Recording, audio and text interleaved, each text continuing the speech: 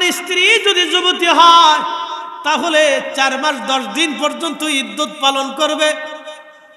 এরপরে আপনার স্ত্রী বিয়ে করতে পারবে, নতুন সংসার করতে পারবে শরীয়তের বিধান অনুযায়ী।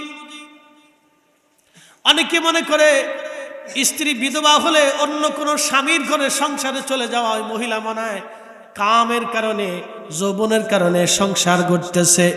এটা বুঝি বিরাট বড় মন্দ কাজ না। আল্লাহর নবী বলেন, আমার উম্মত তোমাদের নারীরা যদি বিধবা হয় তাদেরকে বিবাহের ব্যবস্থা তোমরা করে দাও। আর হাবা কন। আর আমাদের সমাজ ভিন্ন চিন্তা করে, লা হাওলা ওয়ালা কুওয়াতা ইল্লা বিল্লাহ। এটা আধা গান্ধা সমাজ, চিন্তা করে ভিন্ন। নারী যদি যৌবনে বিধবা হয় নতুন করে তার বিবাহের ব্যবস্থা করে দিতে হবে। সন্তান থাকুক অসুবিধা নাই, নতুন স্বামী যা হবে সেই সন্তানদের দায়িত্ব নিবে, নিজের সন্তানের মতোই সন্তানকে লালন পালন করবে। এই শর্তে যদি রাজি হয় তাহলে দিয়ে দেন বিবাহ, কোনো অসুবিধা নাই, কোনো চিন্তার কারণ নাই। নতুন সংসার হবে, ওই মহিলার একটা স্বামীর দরকার হবে। আল্লাহু আকবার। নবী বললেন, তোমরা তোমার বিধবাদেরকে বিবাহের ব্যবস্থা করে দাও। তোমার মা যদি যৌবন প্রাপ্ত থাকে আর ওই সময় যদি তোমার মায়ের স্বামীর প্রয়োজন হয়, তোমার বাবা যদি মারা যায়, সন্তানের দায়িত্ব হবে নিজের মাকে বিয়ে করায় দেওয়া, সন্তানের দায়িত্ব হবে নিজের বাবাকে বিয়ে করায় দেওয়া। আর আমাদের দেশে কোনো বাবা যদি বিয়ে করতে চায় তাহলে সন্তান নিজের বাপের গলার মধ্যে ছুরি চালায়, জনমের বিয়ে করানো শিখাবো। এই কথা কর না কেন? আন্ধা গান্ধা পচা সমাজ, আন্ধা গান্ধা পচা সমাজ, অসুস্থ মস্তিষ্কদের। এগুলো অসুস্থতা, রাসূলের সুন্নতের মধ্যে পড়ে না। নবী বলেছেন, আমার উম্মত, তোমার পিতা যদি বিবাহের উপযুক্ত থাকে তাহলে তোমার দায়িত্ব তোমার পিতাকে বিবাহ করাই দাও।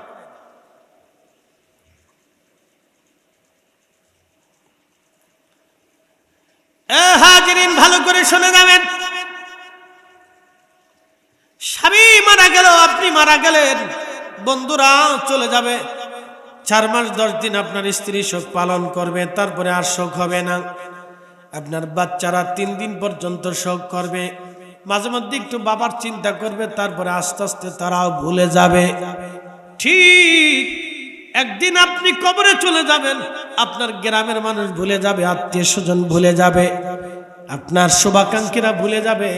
আমাদের দেশের রাজনীতি যারা করে, যতদিন ক্ষমতায় থাকে তাদের 4-5 দিন নেতা কর্মীরা ঘুরঘুর করে ঘোরে, যখন মরে যায় কবরে চলে যায় আর নেতা কর্মী খুঁজে পাওয়া যায় না। কথা বলে না, নাই আর নাই, শেষ। কারণ কি? কবরে গেলে তো টেন্ডার পাওয়া যাবে না, এই জন্য আর কবরে যাবে না কেউ, ওর শেষ, ও পর্যন্ত শেষ।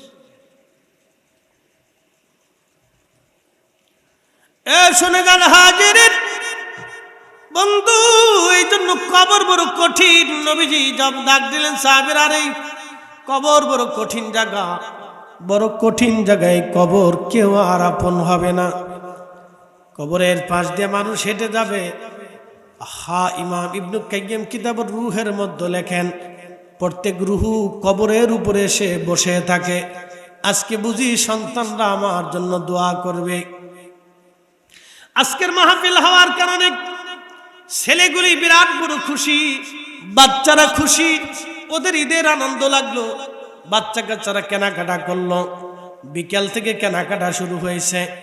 এখায় সেখায় এই খাবার সে খাবার তারা খেলো, বাচ্চারা অনেক খুশি। বন্ধুরে, কিন্তু তার চাইতে বেশি খুশি হয়ে গেল কবরওয়ালারা। জানেন, আজকের শুভরামপুর গোরস্থান, কবরস্থানের মানুষেরা সবাই কবরের উপরে রুহুগুলি বসে আছে দোয়ার আশায়। আজকে বুঝি আমার সন্তান আমার জন্য দোয়া পাঠাবে, আজকে বুঝি নেকি পাঠাবে। এই নেকির আশায় তারা কবরে আজ বসে আছে দোয়ার প্রতীক্ষায়। কিন্তু সন্তান ওয়াজ শুনে বাড়ি চলে গেল, দোয়া করলো না। সন্তান ওয়াজ শুনে বাড়ি চলে গেল, দোয়া করলো না। কিন্তু বাবা মা দোয়ার প্রতীক্ষায় আজ বসে আছে কবর। একদিন মাটির ভিতরে হবে ঘরে মন আমার কেন বান্ধ দালান ঘর। বাংলাদেশের সবচেয়ে বড় ধনী যে ব্যক্তি তার জন্য যে 3.5 হাত জমিন বরাদ্দ, বাংলাদেশের সবচেয়ে গরিব যে ব্যক্তি তার জন্য 3.5 হাত বরাদ্দ, আমার জন্য 3 টুকরা কাফন বরাদ্দ, একজন ভিখারির জন্য 3 টুকরা কাফন বরাদ্দ, একজন সম্ভ্রান্ত ধনী নারীর জন্য যে 5 টুকরা কাফন বরাদ্দ, একজন গরিব মিসকিন নারীর জন্য সেই 5 টুকরায় কাফন বরাদ্দ। বেশিও হবে না কমও হবে না, 3.5 হাত জমিন বরাদ্দ, 1 ইঞ্চি বেশিও হবে না কমও হবে না, কমও হবে না। বাংলাদেশের প্রধান উপদেষ্টার জন্য একই বরাদ্দ, উনি যতই সুদ খাক যতই টাকার মালিক হোক কাজ হবে না। কথা কন না কেন, ঠিক কিনা? কাজ হবে না। একই জমিন বরাদ্দ, একই জমিন বরাদ্দ, একই জমিন বরাদ্দ। জমিন কারো বড় হবে না, কোনো কাজ হবে না, কোনো কাজ হবে না। কবর, আল্লাহু আকবার, নবীজি ডাক দিলেন, উম্মত রে ওই কবরে তোমাদেরকে কিয়ামত পর্যন্ত থাকতে হবে। আর যদি কবর একবার যদি অপরাধী হয়ে যাও, প্রশ্নের জবাব দিতে না পারো, তাহলে কবরটা হবে হুফরাতুহু বারিম মিন্নার, কবরটা হবে জাহান্নামের একটা টুকরা। আর যদি প্রশ্নের জবাব দিতে পারেন তাহলে এই কবরটা হবে রাউযাতুম মিন রিয়াজিল জান্নাহ। আল্লাহ বলেন, ইয়া আইয়াতুহান নাফসুল মুতমাইন্নাতুর রজিই ইলা রাব্বিকি রাদিয়াতাম মারদিয়া ফাদখুলি ফি ইবাদি ওয়াদখুলি জান্নাতি।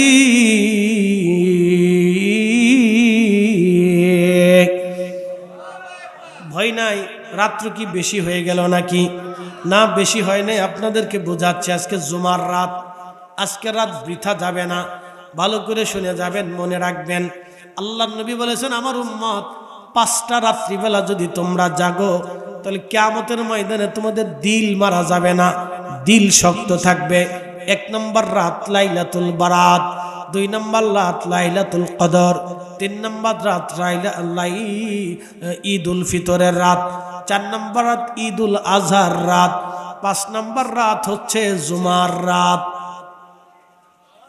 প্রত্যেক জুমার রাত, ঈদুল ফিতরের রাত, ঈদুল আজহার রাত, বরাতের রাত, কদরের রাত, এই 5টা রাত্রিবেলা আমার উম্মতের কারা যদি রাত্র জেগে জেগে ইবাদত করে, নবীজি বললেন কিয়ামতের ময়দান কায়েম হবে।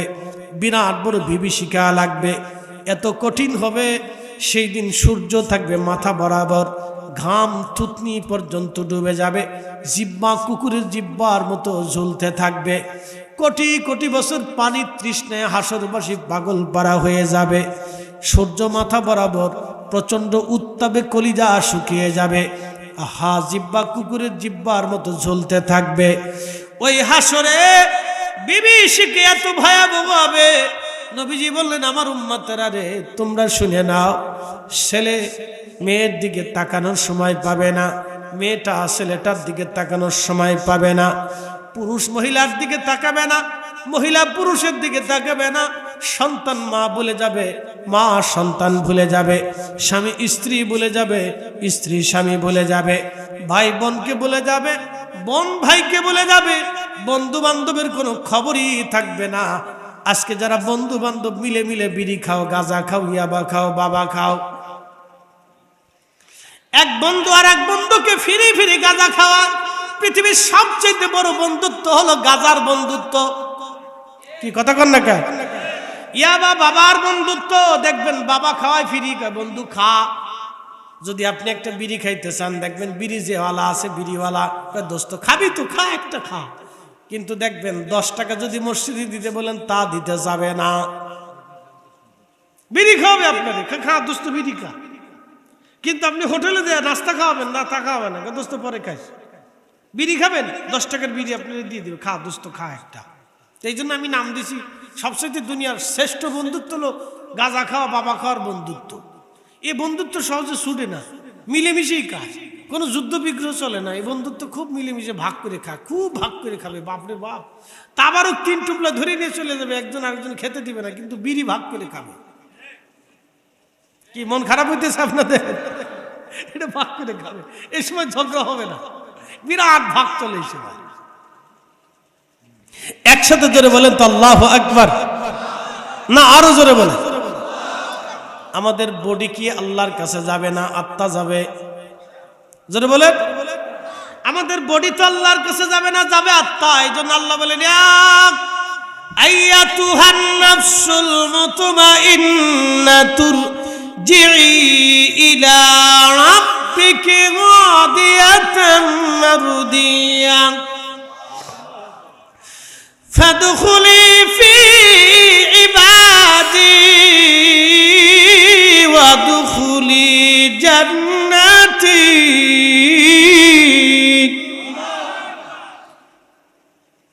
আল্লাহ বলেন আইয়াতুহান নাফস, নফসে মুতমাইন্না, নফস একটা আছে নফসে আম্মারা। এটা শুধু আপনার গুনাহ করাবে। এই আম্মারা নফস আপনাকে বলবে হারাম খা, আম্মারা নফস আপনাকে বলবে সুদ খা, ঘুষ খা, অন্যের জমি মেরে দে, অন্যের জায়গা মার, অন্যের সম্পদ মার। এইভাবে দেখবেন ও আপনাকে বারবার বেনামাজি বানাবে। মাহফিল থেকে উঠায় বলবে তাড়াতাড়ি বাড়ি চলে যা, এখানে বসার আর দরকার নাই। এটার নাম নফসে আম্মারা। এই নফসে আম্মারা বারবার আপনাকে গুনাহ করাবে, গীবত করাবে, শিকায়ত করাবে, পরনিন্দা করাবে, পরচর্চা করাবে, অন্যের ক্ষতি করার জন্য বারবার আপনাকে উদ্বুদ্ধ করবে। এটার নাম নফসে আম্মারা। আল্লাহ ডাক দিলেন ইয়া আইয়াতুহান নাফসুল মুতমাইন্না। আর একটা নফস আছে নফসে মুতমাইন্না, এটাকে বলা হয় প্রশান্ত আত্মা। এই আত্মা হাইয়া আলাস সালাহ বলার পরে নামাজে চলে যায়, এই আত্মা হাইয়া আলাল ফালাহ বলার পরে মসজিদে ঢুকে যায়, এই আত্মা কাদ কামাতিস সালাহ বলার পরে জামাতে দাঁড়ায় যায়। সামনে হালাল থাকবে, বাম পাশে হারাম থাকবে, ডান পাশে হালাল থাকবে। এই নফসে মুতমাইন্না আপনাকে হালাল খাবার খাওয়াবে, জিকিরে বসাবে, মুনাজাতে বসাবে, ভালো ভালো নেকের কাজে নফসে মুতমাইন্না করাবে। এই জন্য আল্লাহ বলেন ইয়া আইয়াতুহান নাফসুল মুতমাইন্না, এ নফসে মুতমাইন্না ইরজিই, আমি আল্লাহর কাছে তুমি ফিরে চলে আসো। রব্বিকি রাদিয়াতাম মারদিয়া, তুমি আমি আল্লাহর সন্তুষ্টির দিকে চলে আসো। ফাদখুলি ফি ইবাদি ওয়াদখুলি জান্নাতি, তোমরা আমার জান্নাতের ভিতরে চলে আসো। এই জন্য কারো কারো কবর হবে জান্নাতের বাগান, কারো কারো কবর হবে জাহান্নামের টুকরা, কারো কারো কবর হবে জান্নাতের টুকরা। আল্লাহ নবী বললেন ও মুহাম্মদ, কিয়ামতের ময়দান বড় কঠিন, বড় ভয়াবহ। এই কিয়ামতের ময়দানে তুমি দাঁড়াইবা, সন্তান মা ভুলে যাবে, মা সন্তান ভুলে যাবে, আত্মীয় স্বজন কেউ কারো কথা মনে থাকবে না। এই কঠিন বিভীষিকার দিনে হায় হায় হায়, গর্ভবতী নারী যদি কোনো নারীর পেটের মধ্যে বাচ্চা থেকে গর্ভপাত হয়ে যাবে, জুয়ানগুলি বৃদ্ধ হয়ে যাবে, কাঁচা চুলগুলি ভয়ে সাদা হয়ে যাবে, কুকুরের জিহ্বার মতো জিহ্বা জ্বলতে থাকবে। এই কঠিন দিনটাকে নবী বললেন উম্মত রে, এই ভয়াবহ দিনটাকে তোমরা ভয় পাও, এটা তোমার আমার জীবনের সবার জীবনে আসবে। হাসরের ময়দানে দাঁড়াইতে হবে, সবাই সেই দিন বস্ত্রহীন থাকবে। নারী সাহাবী বলেন ইয়া রাসূলুল্লাহ, তাহলে নারী পুরুষের কি হবে? নবী বললেন কেউ কারো দিকে তাকানোর মতো সময় পাবে না, কেউ কারো দিকে দেখার মতো সময় পাবে না সেই দিন। আমার উম্মতেরা, এই জন্য সবাই বস্ত্রহীন থাকবে। শুধুমাত্র সেই দিন আমাদের নবী রাহমাতুল লিল আলামিন রওজা শরীফের 70,000 ফেরেশতা আসবে, মহা ধুমধামে মহা সম্মানে নবীজিকে জান্নাতের পোশাক পরাইয়া, জান্নাতি মুকুট পরাইয়া, সম্মানের সাথে মিছিল দেওয়াইয়া হাসরের ময়দানে মাকামে মাহমুদে আমার নবীকে আরোহণ করানো হবে। একবার জোরে বলা যাবে কে মারহাবা? চিৎকার মেরে বলেন আল্লাহু আকবার। শুধু রাসূল ছাড়া আর কারো শরীরে পোশাক থাকবে না, সব বস্ত্রহীন থাকবে। আমরা আপনারা সবাই বস্ত্রহীন। আহা, সেই দিনটা কত কঠিন হবে। আল্লাহ নবী বলেন উম্মত রে, সেই দিনটাকে তোমরা ভয় করো। সেই দিন তোমাদের সবার জীবন আসবে, আল্লাহর আদালতে দাঁড়াইতে হবে।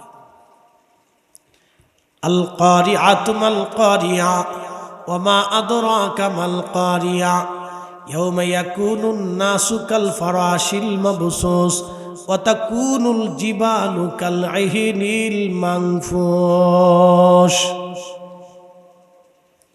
আল্লাহ ডাক দিলেন ওয়া তাকুনুল জিবালু কাল ইহনিল মানফুশ।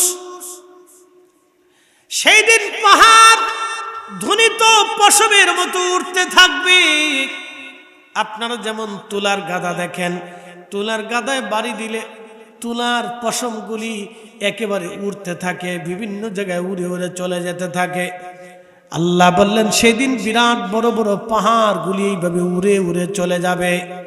মানুষগুলি বিক্ষিপ্ত পতঙ্গের মতো, বিক্ষিপ্ত পতঙ্গ ছুটাছুটি করে, মানুষ এইভাবে ছুটাছুটি করতে থাকবে, পাগল পারা হয়ে যাবে, পাগলের মতো প্রলাপ বকতে থাকবে। সেদিন কেউ কারো উপকারে আসতে চাবে না। এটা হলো কিয়ামতের প্রাথমিক সময়। বড় ভয়াবহ হবে সেই দিন, বড় কঠিন হবে সেই দিন। আল্লাহ বলেন ওয়া ইদাল কুবুরু বুশিরাত, কবর উদ্দোলিত হবে, কবর থেকে মানুষ উঠে উঠে রবের দরবারের দিকে দৌড়াইতে থাকবে। আল্লাহর নবী বললেন সেই দিন মানব জাতির হিসাব টানা হবে, জিন জাতির হিসাব টানা হবে, ফেরেশতাদের হিসাব টানা হবে, কুল মাখলুকাতের হিসাব টানা হবে, গরু ছাগল হাঁস মুরগি ভেড়া বকরিদের হিসাব টানা হবে। সেদিন পাগলের হিসাব টানা হবে, ছোট ছোট বাচ্চাদের হিসাব টানা হবে। যেই বাচ্চাগুলি বালেগ হওয়ার আগে মারা গিয়েছিল ওদেরকে আল্লাহ এক্সাইট করবে। যারা সারা জীবন পাগল ছিল আল্লাহ তাদেরকে এক পাশ করবে।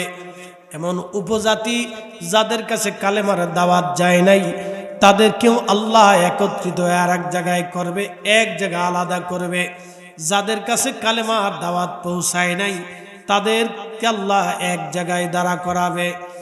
আল্লাহ পাগলকে জিজ্ঞেস করবে, পাগল কিসের জন্য তুমি আমার বিধান মানো নাই, নামাজে আসো নাই, জিকিরে থাকো নাই? পাগল ডাক দেবে, হে রব আমি মস্তিষ্ক বিকৃত ছিলাম, তুমি আমাকে পাগল বানাইছিলে আল্লাহ। যদি পাগল না বানাইতা তাহলে আমি অবশ্যই নামাজের কাতারে থাকতাম, আমি অবশ্যই মুসল্লিদের অন্তর্ভুক্ত হতাম, আমি অবশ্যই সাদেকিনদের অন্তর্ভুক্ত হয়ে যেতাম। এ বন্ধু খুব মনোযোগ দেবেন। ঠিক তখনই আল্লাহ রাব্বুল আলামিন এই কথা বলার পরে ওই পাগল এই উত্তর দিয়ে দিবে। আল্লাহ পাক পাগলকে বলবে, ঠিক আছে তুমি দাঁড়াও। ছোট্ট শিশুকালে যারা মারা গেল তাদেরকে আল্লাহ ডাক দিবে, হে আমার বান্দা তুমি কেন আমার দিন মানো নাই, তুমি কেন আমার আইন মানো নাই? তখন এই ছোট্ট শিশুটা নাবালেগ ডাক দিয়ে বলবে, রব আমি ছোট্টকালে মায়ের কোল খালি করে আপনি আমাকে নিয়ে এসেছিলেন, আপনার ডাকে আমি চলে এসেছিলাম। আমি যদি বালেগ হইতাম, বুদ্ধিমান হতাম, তাহলে অবশ্যই আপনার দিন আমরা মেনে আসতাম। আল্লাহ বলবেন তাহলে তুমিও দাঁড়াও। এমন উপজাতি এমন ব্যক্তিদেরকে আল্লাহ ডাক দিবেন যাদের কাছে কেউ কোনোদিন কালেমার দাওয়াত পৌঁছায় নাই, ইসলামের মেসেজ তাদের কাছে যায় নাই। এমন ব্যক্তিরা আল্লাহর আদালতে দাঁড়াবে। আল্লাহ ডাক দেবে, হে বান্দা তুমি কেন আমার দিন মানো নাই? সেদিন এই লোকটা ডাক দিয়ে বলবে, রব কষ্ট হচ্ছে না আপনাদের? ঘুমটম আসতেছে? জানার দরকার আছে না? তাহলে একসাথে জোরে বলেন তো আল্লাহু আকবার, চিৎকার মেরে বলেন ইয়া রাসূলুল্লাহ। ভালো করে শুনে যান, সাল্লাল্লাহু আলাইহি সাল্লাম আল্লাহর নবী ডাক দিলেন। সেই দিন ওই লোক উপজাতি, ওই লোককে আল্লাহ বলবেন তাহলে তুমি দাঁড়াও, তোমার জবাব সুন্দর। তাহলে তোমরা সবাই যার যার পক্ষে অবলম্বন করে যার যার যুক্তি তোমরা আমার সামনে পেশ করেছ, তো আমি যে রব, আমি যে তোমাদের রব, তোমরা এটা মানোনি। সেদিন পাগল বলবে, হ্যাঁ আপনি আমাদের রব। সেদিন ছোট্ট বাচ্চা বলবে, হ্যাঁ আপনি আমাদের রব। যার কাছে কালেমার দাওয়াত যায় নাই সেও বলবে, হ্যাঁ আপনি আমাদের রব। কি ভাবতেছেন সবার কাছে কি কালেমার দাওয়াত গেছে? না, যায় নাই। আমাদের এই দেশে ইসলাম আসছে 1300 বছর আগে, আমাদের দেশের 1000 বছর পরে ইসলাম গেছে মালদ্বীপে। তাই বুঝেন এবার নবীজির ইন্তেকালের 1050 বছর পরে মালদ্বীপ ইসলাম গেছে, আজ থেকে 400 বছর আগে ইসলাম আসছে মালদ্বীপে। তাহলে বুঝেন যে নবীজির তিরোধানের 1000 বছর পরে মালদ্বীপ ইসলাম গেছে, 1000 বছর আগে পরে। বাংলাদেশের একটা থানা আছে, এটার নাম বাঞ্ছারামপুর। নবাব সিরাজউদ্দৌলার মারা যাওয়ার 50 বছর পরে বাঞ্ছারামপুরে খবর এসেছে যে সিরাজউদ্দৌলা মরে গেছে। কি বুঝতেছে রে ভাই? তাহলে কেমন যোগাযোগ ব্যবস্থা ছিল এই বাঞ্ছারামপুরে, এবার বুঝে। এখন তো মোটামুটি কিছুটা হয়েছে।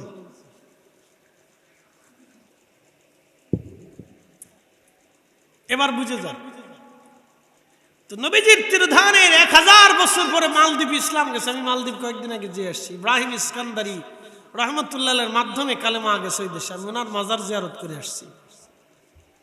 মালদ্বীপের রাজধানী মালেতে ওনার মাজার। ওনার মাজারের সামনেই প্রেসিডেন্ট ভবন। কি আশ্চর্য, ও দেশের প্রেসিডেন্ট ভবন পাহারা দিচ্ছে মাত্র 3 জন পুলিশ। আর আমাদের প্রেসিডেন্টের পাহারা দিতে হলে সেনাবাহিনী লাগে, বিজিবি লাগে, বিডিআর লাগে, তারপরে পুলিশ লাগে, তারপরে প্যারাডো লাগে, কমান্ডো লাগে, কত কিছু লাগে।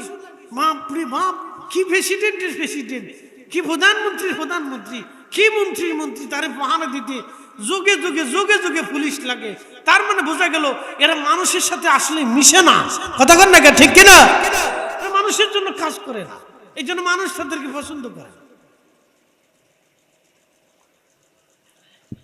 প্রেসিডেন্ট ভবনের সামনে 3 জন পুলিশ পাহারা দিচ্ছে।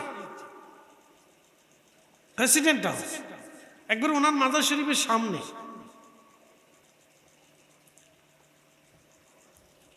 শুনে যাবেন শিবরামপুরবাসী, ভালো করে শোনা যাবেন। সেই দিন আল্লাহ ডাক দিবে, হো বান্দা তোমরা কি আমাকে রব মানো? সেই দিন তারা জবাব দিবে, হ্যাঁ আপনি আমাদের রব, আমি যা মান হুকুম দিব তোমরা কি মানবে? সেই দিন ওরা সবাই বলবে, হ্যাঁ আল্লাহ মানবো। তখন আল্লাহ বলবে, তাহলে আমাকে যদি রব মেনে থাকো, আমাকে দেখেছ, আমার আদালত দেখেছ, হাসর দেখেছ, জান্নাত জাহান্নাম দেখেছ, আমি রব তোমাদেরকে এখনই হুকুম দিলাম, যাও তোমরা তাড়াতাড়ি জাহান্নামে চলে যাও। দেখেন, যাও জাহান্নামে চলে যাও। সেই দিন আল্লাহু আকবার, কিছু মানুষ জাহান্নামের দিকে দৌড় মারবে, আর কিছু লোক আল্লাহর সামনে দাঁড়ায় থাকবে। আল্লাহ ডাক দিবে, তোমরা কেন দাঁড়ায় রইছ? বলে, আল্লাহ জাহান্নাম বড় কষ্টের জায়গা, শাস্তির জায়গা, আমাদের ভয় লাগে, সেই জন্য আমরা দাঁড়িয়ে আছি। আমার আল্লাহ ডাক দিবে, বান্দারে আমি তো তোমাদের প্রভু, হুকুম দিয়েছিলাম তোমাকে জাহান্নামে যাওয়ার জন্য। আজকে হাসরের ময়দান আমারে দেখার পরও আমার উপস্থিত হুকুম তোমরা মানো নাই, তার মানে দুনিয়াতেও তোমরা আমার হুকুম মানতা না। আল্লাহু আকবার। হাইয়া আলাস সালাহ বলার পরে সবাই কি মসজিদে যায়? এই যে ধরা খাবে এরা। রমজান আসলে সবাই কি রোজা রাখে? রাখে না। যারা রাখে না তারা ধরা পড়বে, এই যে রোজা রাখে নাই, আল্লাহর হুকুম মানে নাই। ওই দিন আল্লাহ ওই জাহান্নামে যারা দৌড়ায় দৌড়ায়, যে আল্লাহ ডাক দেবে, বান্দা দাঁড়াও। বলে, আল্লাহ আপনি হুকুম দিয়েছেন জাহান্নামে দৌড়াচ্ছি, দাঁড়াও। বান্দা দাঁড়াইছে, এদিকে আসো, সামনে আসছে। বলে, রব্বি কি বলবে? বলতেছে, বান্দা জাহান্নামে কেন যাও? বলে, আপনি না রব, হুকুম দিয়েছেন, এই জন্য জাহান্নামে চলে যাচ্ছি, আপনার হুকুম পালন করতেছি। একসাথে কর মারহাবা। কার হুকুম? জোরে বলেন, কার? আল্লাহর হুকুম। এই জন্য যারা আছেন তারা পাশ ফেল কেমনে আল্লাহ পরীক্ষা করে দেখেন। হাইয়া আলাস সালাহ। কি মনে করেন আল্লাহর কি নামাজ দরকার? আল্লাহর কি রোজা দরকার? আল্লাহর কি যাকাত দরকার? কিচ্ছু তো আল্লাহর দরকার না। আল্লাহ দিল পরীক্ষা করে দেখি, হাইয়া আলাস সালাহ বলার পরে বান্দা নামাজে যায় কিনা দেখি, রমজান আসার পরে বান্দা নামাজ রোজা রাখে কিনা দেখি, হালাল হারাম দিয়ে রাখছি দেখি, বান্দা হালাল খাই কিনা। এটা আল্লাহর পরীক্ষা। আল্লাহ ডাক দিবে, বান্দা যাও তোমরা আমার হুকুম মেনেছো বান্দা, আজকে জান্নাতে চলে যাও। তোমরা জাহান্নামে যাবে না, তোমাদের কি পরীক্ষায় পাস? তোমরা আমারে দেখে হুকুম মানছো, দুনিয়াতেও তোমরা আমার হুকুম মানতা। তোমরা যাও, তোমরা আজ জান্নাতি জান্নাতি জান্নাতি। আস্তে হয়ে গেল না? জোরে বলেন সুবহানাল্লাহ। এই জন্য আল্লাহ বললেন, আল্লাযী খালাকাল মাউতা ওয়াল হায়াতা লিয়াবলুয়াকুম আইয়ুকুম আহসানু আমালা।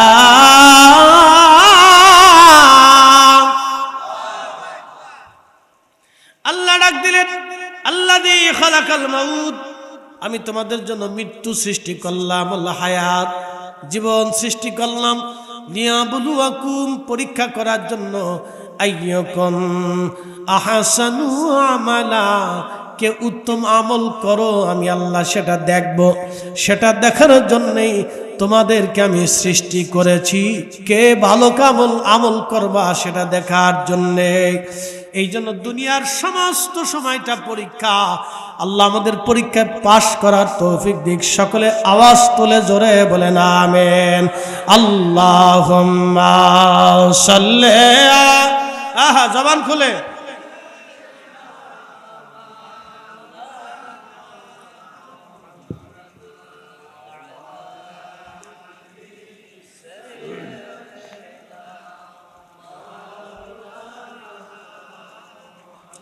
আর একটু জোরে জবান খুলে আল্লাহুম্মা সাল্লি আলা মাওলানা মুহাম্মাদ ওয়া আলা আলি সাইয়্যিদিনা।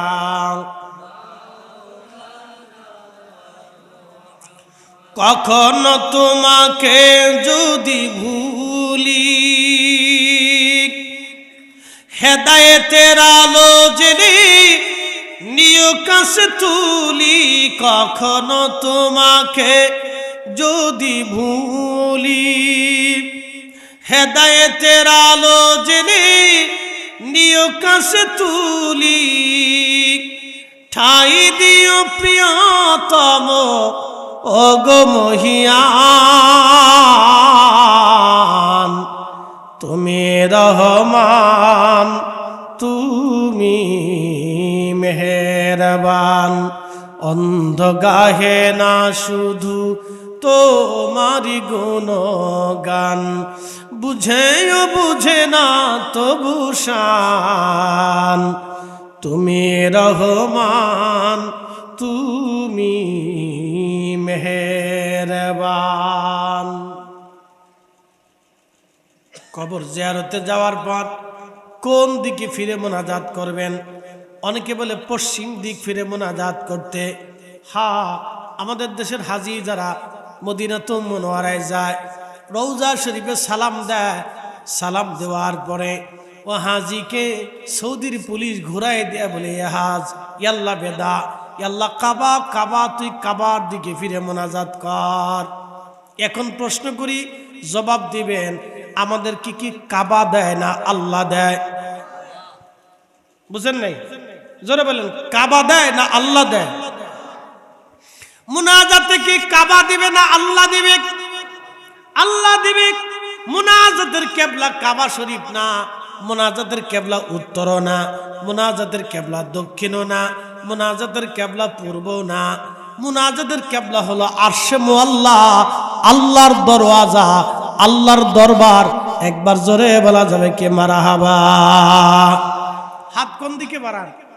উপরে। জোরে বলেন হাত কোন দিকে? জোরে বলেন কোন দিকে? আমার রবের দিকে। কথা বলেন ঠিক কিনা?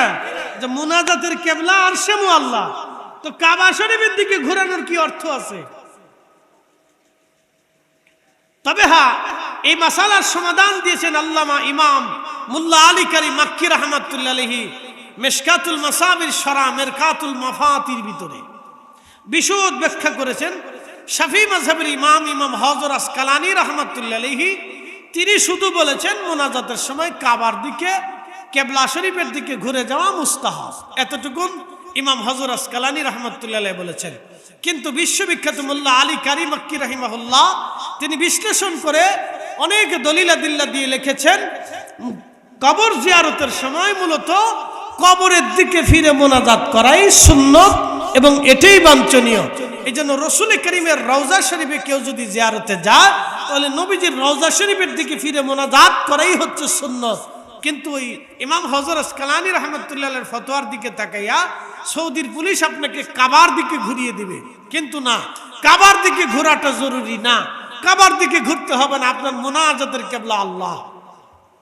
উত্তরে ফিরে করলেও চলে, দক্ষিণে ফিরে করলেও চলে। প্রশ্ন করে জবাব দিবেন তো। আসরের নামাজের পরে ইমাম সাহেব যখন ঘুরে বসে মুসল্লির দিকে, তখন ইমাম সাহেব মোনাজাত কি কাবার দিকে ফিরে মোনাজাত করে না মুসল্লির দিকে বসেই করে? তো মুসল্লির দিকে ইমাম সাহেব ঘুরবে কেন? মুসল্লিরা বলেন আপনি কাবার দিকে ঘুরে। ফজরের নামাজের পরে ইমাম সাহেব যখন মুসল্লির দিকে ঘুরে, তখন ইমাম সাহেব কি কাবার দিকে ঘুরে মোনাজাত করে না মুসল্লির দিকে ঘুরে মোনাজাত করে? মুসল্লির দিকেই ফিরে মোনাজাত করে। এখন আমি যে মাহফিল করলাম, এখন মোনাজাতের সময় আপনারা কাবার দিকে ফিরে যাবেন আর আমি উত্তরে ফিরে যাব, নাকি বলেন? আপনারা আমার দিকে, আমি আপনাদের দিকে। কথা ঠিক আছে কিনা? এইটাই শুনবো। আজাইরে ফতোয়া খালি কবরে গেলে গুতাগুতি চলে নাকি? ফাজিল গুতাকার, খালি কবরে গেলে গুতাগুতি পারে, সোয়াব বাড়াও না। দেশের মুসলমান, এদেশের মুসলমান কত আছে কবর জিয়ারত মানেই না, এরপরে গুতাগুতি করলে যে এত গুতাগুতি যাবই না। কি কথা ঠিক আছে কিনা? এত ধাক্কা দেখি করলে আর কবরে যাবই না। আপনি কবরের দিকে ফিরেই মোনাজাত করবেন, অসুবিধা নেই। তবে মুস্তাহাব হচ্ছে কবরে যেখানে দাঁড়াবেন, মুস্তাহাব হচ্ছে কবরে পায়ের কাছে দাঁড়াইয়া তাকে সালাম দিতে হয় এবং তার জন্য দোয়া করতে। এখানে দাঁড়াইয়া সালাম দিলে সে দেখে। মারহাবা বলবেন না? কোন দিকে দাঁড়াইয়া? পায়ের দিকে দাঁড়াইয়া। যদি পায়ের দিকে দাঁড়াইতে না পারেন, যে কোনো দিক থেকে আপনি দাঁড়াইতে পারেন, অসুবিধা নেই, কোনো সমস্যা নেই। আপনি কাবার দিকে ফিরে মোনাজাত করতে পারেন। এমন গোরস্থান আছে যে আপনি এমন একটি স্থানে দাঁড়াইছেন, সামনে কাবা, অসুবিধা নেই, দাঁড়ান মোনাজাত করে। আপনি এমন একটি স্থানে দাঁড়াইছেন যে আপনি উত্তর, দক্ষিণ, পূর্ব, পশ্চিম যে কোনো দিকে আপনি দাঁড়ান মোনাজাত করেন, সমস্যা নেই। খালি গুতাগুতি, আজারে গুতাগুতি। এদেশে কত সুদখোর, সুদের ব্যবসা ছাড়তে পারলো না, এটা শুনাইতে পারে না। আজ পর্যন্ত কয় নাই যে যারা সুদ খান তারা মসজিদে টাকা দিয়ে না। কি কথা কর না কেন? যে সুদের ব্যবসা করে সে মসজিদে টাকা দিয়ে না, এই পর্যন্ত জীবনও কইছে না। কয় নাই যে জীবনও যে মাদ্রাসায় টাকাটা দিয়ে না, এ পর্যন্ত কয় নাই। একবারে টাকা দিলেই নারে তাকবীর দিয়া স্লোগান মাইরে দিয়ে একবারে বেহেশত 14 হুরুর জান্নাতে ঢুকে ফেলতেছে। এই সময় মাসলা মারেন না, খালি মাসলা মারেন কবর জিয়ারতের সময়, মিলাদের সময়, দুয়ার সময়, না কি বলেন? এই কি কথা কর না কেন? জোরে বলেন। এই সময় মাসলা মারেন। উচিত কথা বলে তো মানুষ বেজার হয়ে যাবে। এই সময় মাসলা মারেন। ঘুষ করে টাকা দিয়ে মসজিদ বানাচ্ছে, এই সময় মাসলা দিচ্ছেন না তো। হারাম করে টাকা দিয়ে মসজিদ, মাদ্রাসা বানাচ্ছেন, খুব গদগদ করে কিন্তু ঘষুর খাসির গোশত গিলি গিলে খাচ্ছেন, এই সময় মাসলা দেন। খালি মাসলা আসে আপনার সোয়াব আসে শুধু কবরের কাছে গেলে।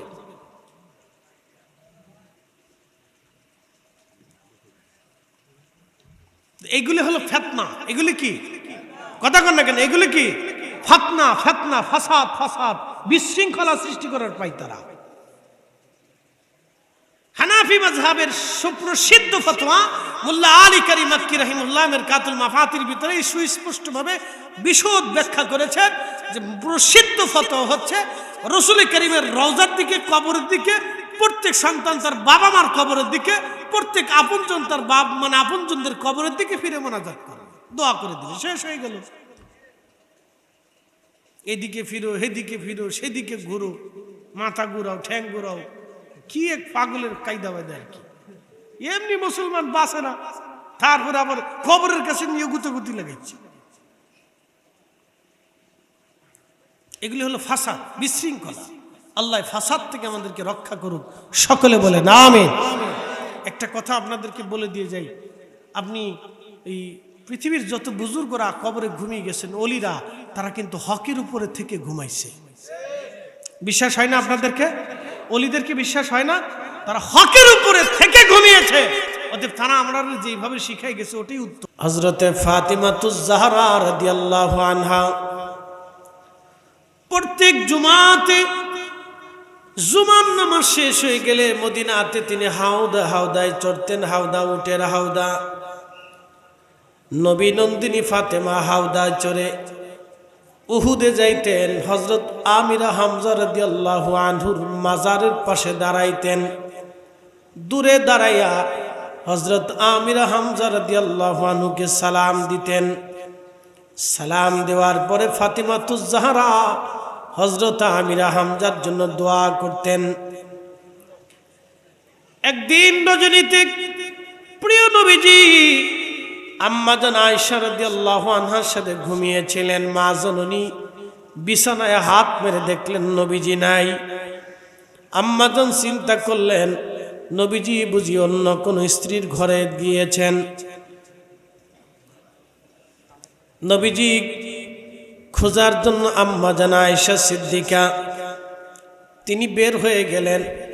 বের হয়ে অন্যান্য বিবিদের ঘরে গেলেন, দেখলেন নবীজি নাই। চিন্তায় পড়ে গেলেন তাহলে রসুল গেল কোথায়।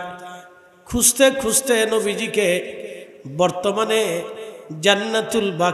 জান্নাতুল বাকি গোরস্থানের পাশে নবীজি দাঁড়াইয়া জিয়ারত করে হাত তুলে তুলে সাহাবীদের জন্য নবীজি দাঁড়াইয়া কান্না করতেছিলেন।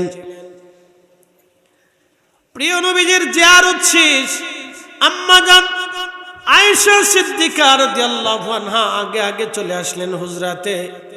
নবীজি ঢুকলেন, এসে বললেন হুমায়রা। আমাদের আম্মাজানের নাম ছিল হুমায়রা, উপনাম ছিল হুমায়রা। নবীজি আদর করে আম্মাজানকে ডাক দিতেন হুমায়রা। ও হুমায়রা, তুমি কি মনে করছো আল্লাহ এবং রসুল তোমার সাথে বেইনসাফি করেছে?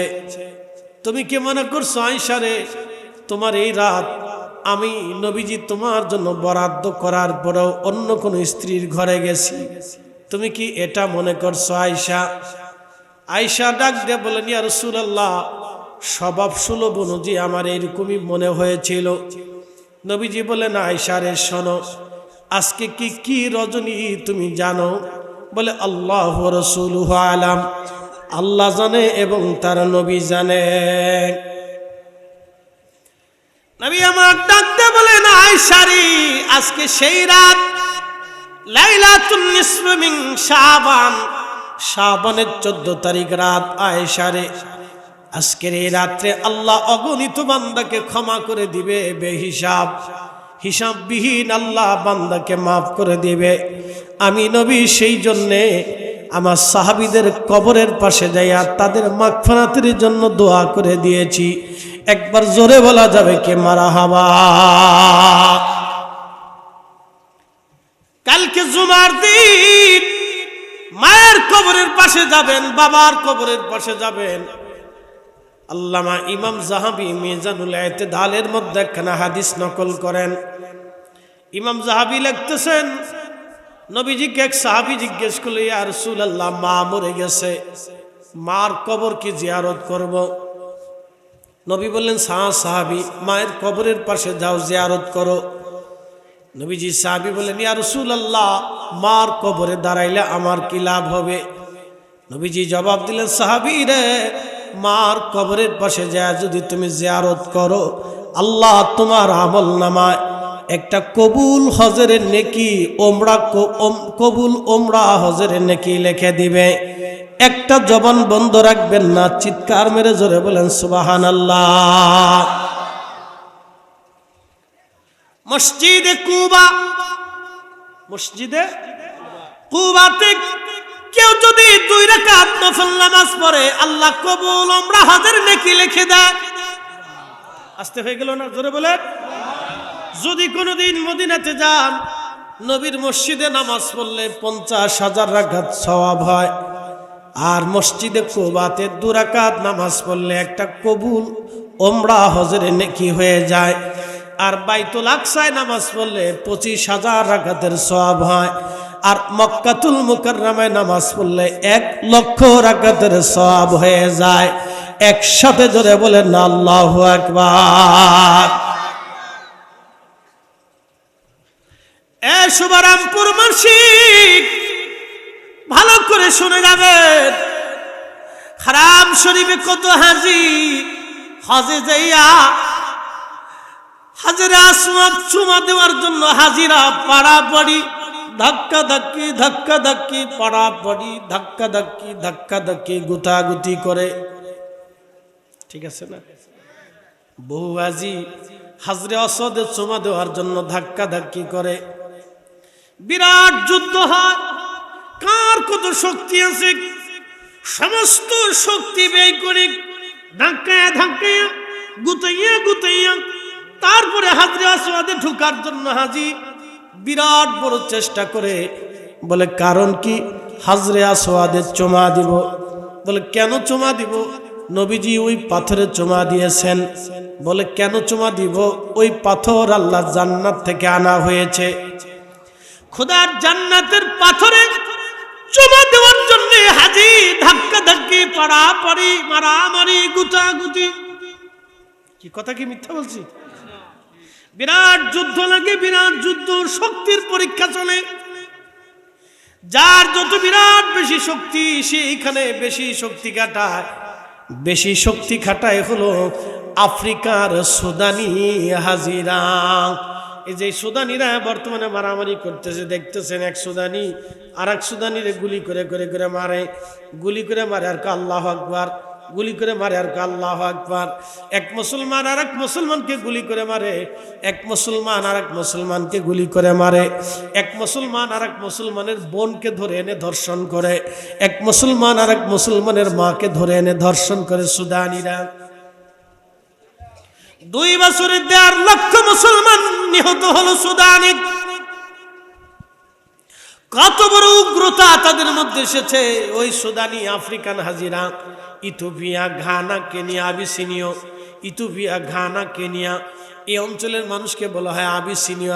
আবিসিনীয় এই আবিসিনীয়রা আসে আফ্রিকান হাজি, দেখবেন হাজারে হাজারে লাখে লাখে আফ্রিকান হাজি আসে। বিরাট বড় গুতাগুতি ধাক্কা ধাক্কি করে কাবা শরীফে তাওয়াফ করার সময় আফ্রিকান হাজিদেরকে দেখলাম বিরাট বড় ধাক্কা ধাক্কি করে। এরা মনে করলো করে যত ধাক্কা দিব তত বেশি নেকি পাওয়া যায়। এদেরই ধাক্কা ধাক্কি। হজে গেলে এই আফ্রিকান হাজিদের মতো শুধু ধাক্কা ধাক্কি মারামারি করে। বড় বড় জোয়ান জোয়ান এক একটা শরীর, শুধু ধাক্কা ধাক্কি করবে এসে। আর হাজরে আসওয়াদে চুমা দেওয়ার সময় যে কি যুদ্ধ বাধায় তার তো হিসেব নাই। এখন প্রশ্ন করি, হাজরে আসওয়াদে চুমা দেওয়ার জন্য হাজি এত পাগল হয় কে? বলে গুনাহ মাফ হবে, কিন্তু বাড়ির ভিতরে মা আছে, বাবা আছে, কখনো হাজি মায়ের পায়ে চুমা দেয় না। এই কথা করলে কেন? হাজরে আসওয়াদে চুমা দেওয়ার লাগে হাজি খুব পাগল হয়ে গেছে। ইস, বিরাট সব হবে, যুদ্ধ করে এখানে যে বিরাট যুদ্ধ হয়। যুদ্ধ কারে কয়? বাপরে বাপ, যুদ্ধ চলতেছে। কিন্তু ওই হাজি বাংলাদেশে সুদে হাজি, ঘুষে হাজি, কথা বুঝেন নেই মনে হয়? সুদে হাজি, ঘুষে হাজি আছে, হাজরে আসওয়াদে চুমা দেওয়ার জন্য পাগল। বলে কারণ কি? গুনাহ মাফ হবে। হায় হায় হায়, একটু চিন্তা করেন, হাজি হাজরে আসওয়াদে চুমা দেওয়ার জন্য পাগল হয়ে যায়, বলে গুনাহ মাফ হবে। কিন্তু ঘরের মধ্যে মা, মায়ের পায়ে কোনোদিন চুমা দেয় নাই। সাহাবী এসে বলেন, ইয়া রাসূলুল্লাহ, ফতে মক্কা হয়ে গেছে, ফতে মক্কা যদি হয় আমি জান্নাতের চৌকাঠে চুমা লাগাবো।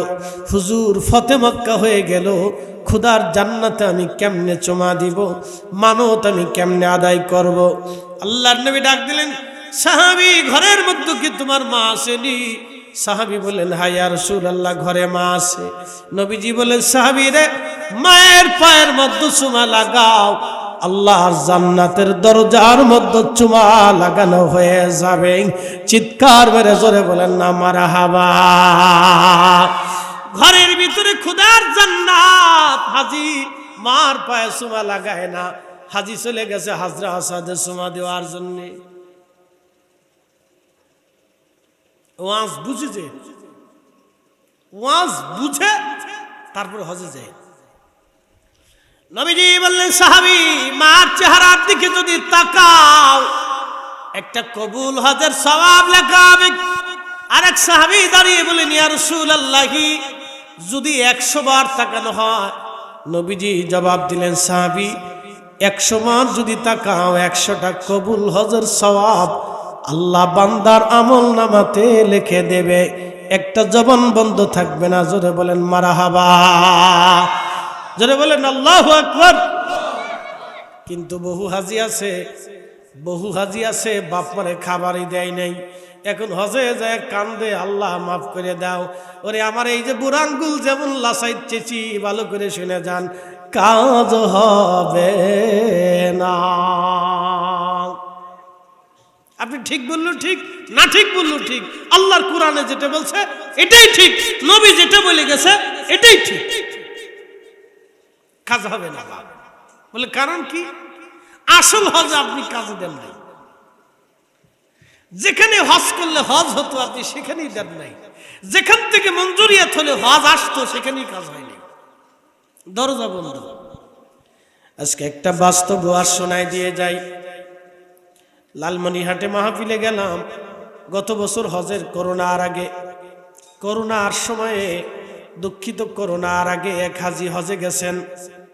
লালমনিরহাটে ওয়াজে গেলাম, এই বছর গিয়েছিলাম। সেইখানে এক মুরব্বী বলতেছিল, শোনেন, আমি নিজে ওই কাফেলার মধ্যে ছিলাম। ওই বছর আমি হজে, আমার সাথে একসাথে 2 ভাই হজ করতে রওনা দিলেন। আমাদের কাফেলার ভিতরে আমরা অনেক হাজি ছিলাম। 2 ভাই একসাথে রওনা দিলেন।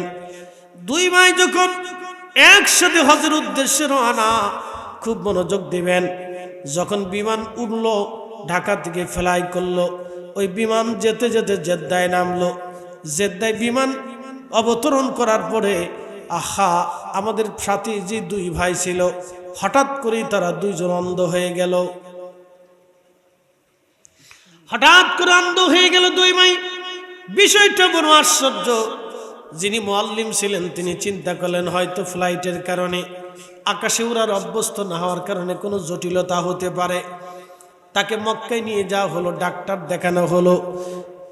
সৌদি আরবের বড় চোখের ডাক্তার বলল, চোখে কোনো সমস্যা নাই। কিন্তু উনি বলে, আমরা চোখে দেখি না। ওনারা চোখে দেখেন, এটাও সত্য। চোখে সমস্যা নাই, এটাও সত্য, কিন্তু চোখে দেখে না।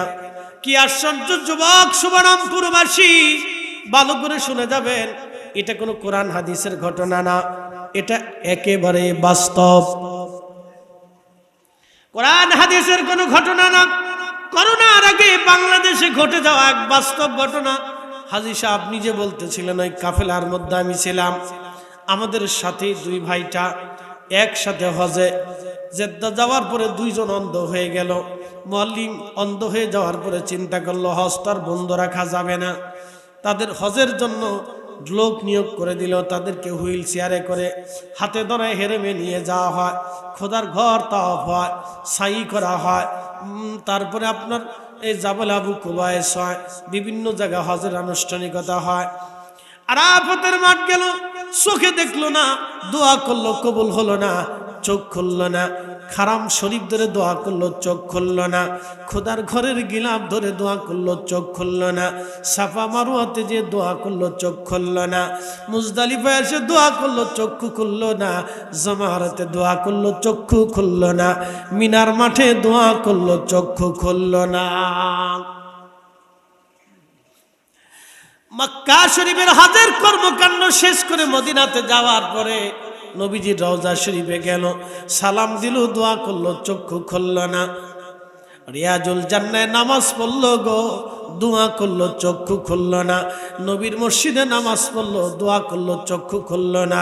মসজিদে কুবাতে নামাজ পড়লো, দোয়া করলো, চক্ষু খুলল না। বিদায় হয়ে আসবে হজ থেকে, ফ্লাইটের সময় ঘনিয়ে গেছে। হাজি সব হাজিরা একই ফ্লাইটে রওনা দিল। ভদ্রলোক বলতেছিলেন, বাবাজিরা শোনেন। এরপরে ওই 2 ভদ্রলোক উঠেছে, তারা অন্ধ, চোখে দেখে না। ফ্লাইটে উঠার পরে আকাশে যখন বিমান ফ্লাই করলো, বিমান যত উপরের দিকে উঠে, যত আসে, তত চোখের পাওয়ার খুলতে থাকে। বাংলাদেশে যখন ফ্লাইট নামলো, তখন চোখের পাওয়ার একেবারে ক্লিয়ার হয়ে গেল। সবাই আশ্চর্য, ব্যাপার কি? তোমরা হজে গেলা, চোখ বন্ধ হয়ে গেল, বাংলাদেশে আসলা, চক্ষু খুলে গেল, ঘটনা কি? বলো, তোমাদের জীবনে কোনো অপরাধ আসেনি? জীবনে কোনো গুনাহ করছনি? জীবনে কি অপরাধ করছো তোমরা বলো? দুইটা ভাই হাজীদের সামনে কেঁদে দিয়ে বলল, হাজী সাহেবরা মাফ করে দিয়েন, আমাদের জীবনের অনেক বড় একটা ভুল ছিল। বলে, কি ভুল? ভুলটা হলো আমাদের বৃদ্ধ বাবা মা ছিল, আমরা অনেক পয়সার মালিক, অনেক ধনী, কিন্তু আমরা আমাদের বাবা মাকে আমাদের কাছে রাখতে পারি নাই। আমাদের ঘরে বাবা মার জায়গা হয় নাই। আব্বা আম্মারে বৃদ্ধাশ্রমে পাঠিয়েছিলাম, তাদের বদদুয়ার কারণে আল্লাহ চক্ষু বন্ধ করে দিয়েছে। হজ করলাম, কাবা দেখতে পারলাম না। হজ করলাম, সাফা মারোয়া দেখতে পারলাম না। হজ করলাম, আরাফার মাঠ দেখতে পারলাম না। হজ করলাম, মুজদালিফা দেখতে পারলাম না। হজ দেখলাম, মিনার মাঠ দেখতে পারলাম না। নবীর রওজা শরীফে গেলাম, আহা হতভাগা, আমরা নবীর রওজা শরীফ দেখার সৌভাগ্য হলো না। রিয়াজুল জান্নাতে গেলাম, নবীজির রওজা শরীফের পাশে বসলাম, কিন্তু দেখার মতো সৌভাগ্য হলো না, কারণ আমরা আমাদের বাবা আমাকে কষ্ট দিয়েছিলাম। বাবা মা বদদুয়া করার কারণে আজকে আমাদের এই হজের এই করুণ পরিণতি হলো। এটা একেবারে বাস্তব, কোন কোরআন হাদিসের ওয়াজ না। বাংলাদেশে বাস্তব ঘটে যাওয়া ওয়াজ শোনাচ্ছি।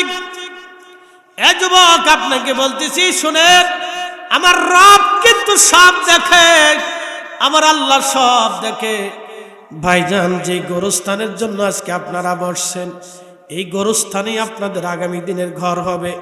এখানে বহু মানুষ আছে, গোরস্থানের জন্য জায়গা কিনে গেল, টাকা দিয়ে গোরস্থান সাজায় গেল, জানে আগামীর গোরস্থানে আপনার আমাদের ঘর হবে। এখানে যারা আছে, এই গোরস্থানে অধিকাংশ লোকের জায়গা হবে। দুনিয়াতে দেখা সাক্ষাৎ হলো, গোরস্থানে কবরে আবার দেখা সাক্ষাৎ হবে, হাসরের ময়দানে আবার দেখা সাক্ষাৎ হবে। যদি ভাগ্য ভালো হয়, জান্নাতে একইভাবে দেখা সাক্ষাৎ হবে। একবার জোরে বলা যাবে কি আল্লাহু আকবার? জান্নাতে একই সাথে দেখা সাক্ষাৎ হবে, উপস্থিতি।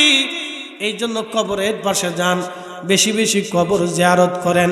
বাবা মার কবরের পাশে দাঁড়ান, কবরের পাশে দাঁড়ায়া জিয়ারত করেন।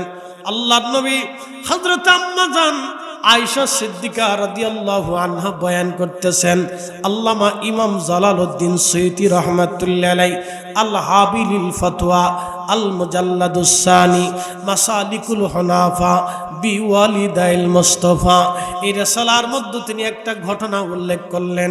যদি কোনো মদিনাত মক্কাতে যান, নবীজির বেলাদাতের ঘর জাবালে আবু কুবাইস পাহাড়, এই পাহাড়ের পাশ দিয়ে যদি হেঁটে হেঁটে যান, সামনের দিকে আগাইলে আপনি একটা জায়গা পাবেন, মসজিদে জিন।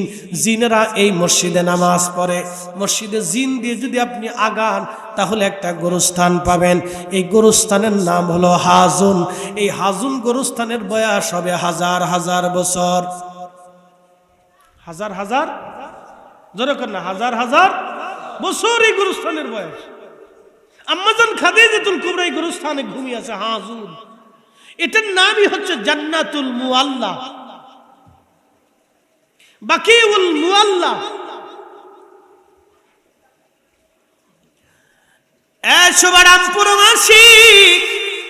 এই গোরস্থানে নবীজি গাধার পিঠে চড়ে আম্মা জান আয়েশা সিদ্দিকাকে সাথে নিয়ে নবীজি রওনা হয়ে গেলেন। আম্মা জান আয়েশা বলেন, আমিও গেলাম। নবীজি গোরস্থানের ভিতরে ঢুকলেন, আমি ভিতরে ঢুকলাম না, আমি গাধার রশি ধরে গোরস্থানের বাহিরে দাঁড়িয়ে রইলাম। আল্লাহর নবী ভিতরে ঢুকলেন, আমি গাধার রশি ধরে দাঁড়িয়ে আছি। প্রিয় নবীজি গোরস্থানের ভিতরে ঢুকলেন। গোরস্থানের ভিতরে ঢোকার পরে আমি দেখি নবীজি কি যেন পড়তে লাগলেন। কিছু সময় পরে দেখি হাত বাড়াইয়া প্রিয় নবীজি চোখের পানি ফেলে ফেলে কান্না করতেছিলেন। কান্না এত ভারী হয়ে গেল, নবীজি ডুকরিয়ে ডুকরিয়ে কান্না করতে করতে হাত শরীর কাঁপতেছিল। প্রিয় নবী কান্না দেখে আমি আয়েশা স্থির থাকতে না পারে আমিও কান্না শুরু করে দিলাম। নবীজির কান্না এত করুণ ছিল, এত মায়াবী ছিল, এত দরদ ছিল সেই কান্নার ভিতরে। আমি দেখে আয়েশা স্থির থাকতে পারি নাই। আমার হাতে ধরে রাখা গাধার রশি কাঁপতেছিল, মনে হচ্ছিল রশি এখনই আমার হাত থেকে ছুটে যাবে। আমি আয়েশাও কাঁদি, নবীজিও গুরুস্থানের ভিতরে কাঁদে। আম্মা জান আয়েশা বলতেছিলেন, কিছু সময় দেখলাম, পরে দেখি নবীজি মুনাজাত শেষ হয়ে গেল, জিয়ারত শেষ হয়ে গেল, নবীজি মুস্কি মুস্কি হাসি শুরু করলেন। কিছু সময় পরে হাসতে হাসতে নবীজি বের হয়ে আসলেন। আমি জিজ্ঞেস করলাম, ইয়া রাসূলুল্লাহ, নবীজি হাজুনের ভিতরে ঢুকলেন, আপনার কান্না দেখে আমি আয়েশা কান্নায় অস্থির হয়ে গেলাম, আমি সহ্য করতে পারলাম না। নবী গো, কি জন্য আপনি কান্না করলেন? আল্লাহর নবী ডাক দেয় বলেন, আয়েশা রে, আমি হাজুনে আসার পরে আমি যখন জিয়ারত শুরু করলাম, আমার মরহুম মা বাবার কথাগুলি মনে পড়ে গেল। আমার মায়ের কথা মনে করে, বাবার কথা মনে করে আমি কান্না শুরু করলাম। আব্বা আম্মার স্মৃতিগুলি উঠে কান্না শুরু করলাম। আমি আমার রবকে বললাম, হে রব, আপনি আমার আব্বা আম্মাকে জিন্দা বানায় দেন, আমার সামনে দাঁড়া করায় দেন। আমি আমার আব্বা আম্মাকে আমার ধর্মের কালেমা পড়াবো, মুসলমান না বানাইয়া আমি এই কবরস্থান থেকে যাব না। আল্লাহ, আপনি আমার আব্বা আম্মাকে আমার সামনে জিন্দা বানায় দেন। আমার কান্না আকুতি বিনতি দেখে আমার রব, আমার আল্লাহ আমার সামনে আমার আব্বা আম্মাকে জিন্দা বানায়া দাঁড়া করায় দিলেন। একবার জোরে বলা যাবে কি আল্লাহু আকবার? না না হয় না, চিৎকার মেরে বলেন না ইয়া রাসূলুল্লাহ। তিনি রাহমাতুল লিল আলামিন, তিনি রাহমাতুল লিল আলামিন। যারা বলে রাসূলের আব্বা আম্মা কাফির, ওরা মুনাফিক, ওরা বেঈমান, কথা বলেন ঠিক কিনা? যারা বলে নবীর আব্বা আম্মা কাফির, ওরা বেঈমান, ওরা মুনাফিক, ওরা মুনাফিক, ওরা ঈমান চোর। সাবধান করে বলে দিয়ে যাচ্ছি, শুভরামপুরবাসী, ঈমান নিয়ে কবরে যাওয়া লাগবে, ঈমান নিয়ে। ইন্নাল্লাযীনা ইউযুনাল্লাহু রাসূলাহু লাআনাহুমুল্লাহু ফিদ দুনিয়া ওয়াল আখিরাহ। আল্লাহ কোরআনে বললেন, নিশ্চয়ই আমি আল্লাহকে যারা কষ্ট দেয়, আমার রসুলকে যারা কষ্ট দেয়, আমি আল্লাহর পক্ষ থেকে তাদের উপরে লানত। তারা দুনিয়াতেও মালউন হবে, আখিরাতেও মালউন হবে। দুনিয়াতেও তারা অভিশপ্ত হবে, আখিরাতেও অভিশপ্ত হবে। তার জিন্দেগি হবে অভিশপ্তের জিন্দেগি, তার মৃত্যু হবে অভিশপ্তের মৃত্যু, তার কবর হবে অভিশপ্তের কবর, তার আখিরাত হবে অভিশপ্তের আখিরাত। আল্লাহর নবী বলেন, আয়েশা, আমার আব্বা আম্মাকে আমার সামনে দাঁড়া করানো হলো। ঠিক তখন আমি খুশি হলাম। আব্বা আম্মাকে বললাম, ও মা বাবা, তোমরা আমার কালেমা পড়ো। আল্লাহ আমাকে রেসালাত দিয়া, নবুয়াত দিয়ে দুনিয়াতে তোমাদের সন্তান বানিয়ে পাঠিয়েছে। আল্লাহর অপর মেহেরবানি, আমার আব্বা আম্মা আমার কালেমা পড়িয়া আমি নবীর তরিকার ভিতরে এসে গেল। একসাথে বলবেন আল্লাহু আকবার। না না, আরো জোরে বলেন ইয়া রাসূলুল্লাহ। এই জন্য কাজী নজরুল লেখলেন, শ্রেষ্ঠ নবী দিলাম রে তরিয়ে নিতে রোজ হাসরে, শ্রেষ্ঠ নবী দিলাম রে তরিয়ে নিতে রোজ হাসরে, পথ না ভুলি তাই তো দিলে পাক কুরআনের বাণী। খুদা তোমার মেহেরবানি, সুন্দর ফল সুন্দর ফল মিঠা নদীর পানি। খুদা তোমার মেহেরবানি, খুদা তোমার মেহেরবানি। বুঝতে কি অসুবিধা হয়, কষ্ট হয়? একটু বসে যান, কারণ যে গোরস্থানবাসীদের জন্য বসছেন আগামী দিন ওই গোরস্থানে আপনার আমার ঘর হবে। একদিন মাটির ভিতরে হবে ঘর রে মন আমার, কেন বান্ধ দালান ঘর। এখন প্রশ্ন করি, গোরস্থানে যাবেন কি যাবেন না? না না হয় না, আরো জোরে বলেন, যাবেন কি যাবেন না? মরার পরে যাবেন না জিন্দা থাকা অবস্থায় যাবেন? মরার পরেও তো যাবেন, জিন্দা থাকা অবস্থায় যাবেন। আমার নবী জান্নাতুল বাকিতে গিয়েছেন, জান্নাতুল মুআল্লাতে গিয়েছেন, উহুদে যে আরতে গিয়েছেন। আপনি কেন যাবেন না? আপনার মায়ের কবরের পাশে দাঁড়াবেন, বাবার কবরের পাশে দাঁড়াবেন, আত্মীয় স্বজনের কবরের পাশে দাঁড়ায় আপনি দোয়া করে আসবেন। কবরের পাশে যাবেন শুভারামপুরবাসী। আম্মা জান আয়েশা বলেন, হুজুর তারপরে কি? নবীজি জবাব দিলেন, আয়েশা রে, কালেমা পড়ে মুসলমান হওয়ার পরে আল্লাহ আবার তাদেরকে নিয়ে চলে গেলেন কিয়ামতের ময়দানে। আমার আর কোনো চিন্তা নাই, আমি আমার আব্বা আম্মাকে নিয়ে আল্লাহর জান্নাতে চলে যাব। আমার আব্বা আম্মা আমার সাথেই থাকবে। এই জন্য আমি খুশি হয়ে মুস্কি মুস্কি হেসে হেসে গোরস্থান থেকে বের হলাম, কারণ আমার রব আমার আল্লাহ আমাকে খুশি করেছেন। এই জন্য গোরস্থানে যাবেন। কবর বড় কঠিন জায়গা, কবরে গেলে মানুষ ভুলে যায়। একটা প্রবাদ আছে, out of sight out of mind. মানুষ চোখের আড়াল হলে মনের আড়াল হয়ে যায়, মানুষ চোখের আড়াল হলে মনের আড়াল হয়ে যায়। এই জন্য গোরস্থানে যাবেন, কবরের পাশে যা দোয়া করবেন। আল্লামা ইমাম সাখাবী রাহমাতুল্লাহি আলাইহি আল কওলুল বাদীর ভিতরে একটা ঘটনা তিনি লিখতেছেন।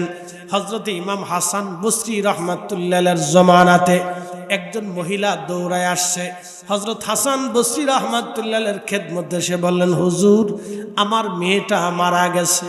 ওগো আল্লাহর ওলি, কলিজার টুকরা সন্তান ছিল, আমি তারে খুব ভালোবাসতাম, মেয়েটাও আমার কলিজার টুকরা মেয়ে ছিল।